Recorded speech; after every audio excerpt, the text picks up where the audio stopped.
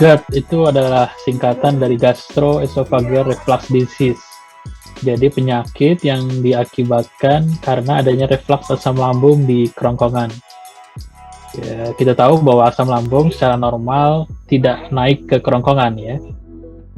Dia hanya berada di lambung, mencerna makanan di lambung. Nah, kalau dia sampai karena sesuatu hal naik ke kerongkongan, akibatnya menimbulkan gejala-gejala GERD yang nanti kita bisa bahas. Nah, kalau sakit MAH sendiri yang secara umum disebut oleh masyarakat, itu sebenarnya adalah peradangan di bagian lambung. Memang sedikit berbeda lokasi penyakitnya, walaupun kadang-kadang keduanya bisa bersamaan munculnya, karena kan sama-sama saluran cerna ya. Jadi kalau MAH lebih ke lambung, namun kalau GERD lebih ke kerongkongan atau di daerah dada keluhannya. Mungkin itu sih.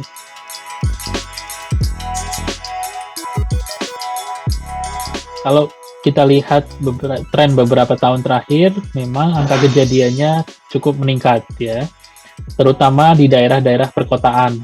Kita tahu di daerah perkotaan gaya hidupnya sudah berubah, pola hidupnya banyak berubah, banyak stres psikologis juga, pola makanan yang berbeda juga, sehingga terjadi peningkatan kejadian GERD ini.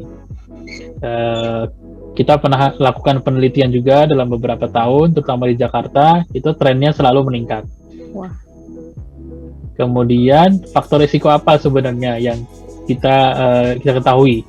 GERD itu terjadi beberapa faktor risiko yang diketahui adalah yang pertama pola makan yang tidak benar ya, pola makan yang berlebihan atau makanan-makanan yang mengandung kafein tinggi atau high fat, kandungan lemak yang langsung tinggi.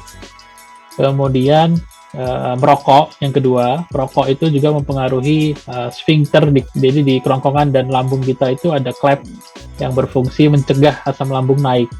Nah, pada pasien-pasien yang perokok itu klepnya itu longgar sehingga asam lambung bisa naik. Faktor risiko yang lain adalah kegemukan ya, atau obesitas yang sering kita dapatkan. Mengenai pola makanan sendiri juga, makan makanan yang langsung terlalu banyak itu juga memicu timbulnya GERD, atau makan langsung pada posisi tidur setelah makan. Nah, itu juga faktor risiko terjadinya GERD. Mungkin itu yang sedikit gambaran mengenai faktor risiko GERD.